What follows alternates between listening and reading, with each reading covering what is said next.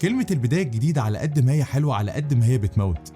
حلو علشان كلنا بنحب البدايات، بداية سنة جديدة، بداية خطة جديدة، بداية ارتباط جديد، فرحة الجواز وكورس جديد وانطلاقة جديدة، حتى الهدوم الجديدة كلنا بنحبها.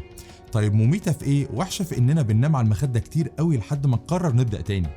زي ما تسيب الشغل بتاعك وتقعد سنة او اكتر بتدور على شغل زيه مع ان انت محتاج الفلوس، بس كلمة البداية الجديدة دي مكتفاك. ان الشغل الجديد ما يقلش ابدا على القديم اللي كنت فيه.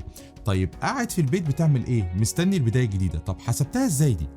زي ما تخسر مشروعك القديم وتقرر تعمل واحد جديد، تقعد تقول محل الجديد هيبقى احسن من اللي فات، هيبقى اوسع ودكوره اشيك. كل ده وانت قاعد على القهوه بتشيش. اصلا اللي بيخطط صح بيخطط على مراحل. محدش في الدنيا بيعمل خطه لمده 5 سنين وبتمشي معاها زي الساعه من غير تعديل، مفيش. كلنا بنحب يلا نبتدي من جديد، بس بنأخر نفسنا قوي علشان نبتدي. بنعرف بعد وقت طويل جدا ان احنا اتأخرنا وان في وقت طويل قوي عدى على الفاضي. ما تستناش، مش انت نويت؟ شمر ويلا بينا نتكل على الله. لو الكلمتين دول عجبوك شيرهم، يمكن حد تاني يستفيد. انا محمد ثروت وده اخر فصل في الكتاب.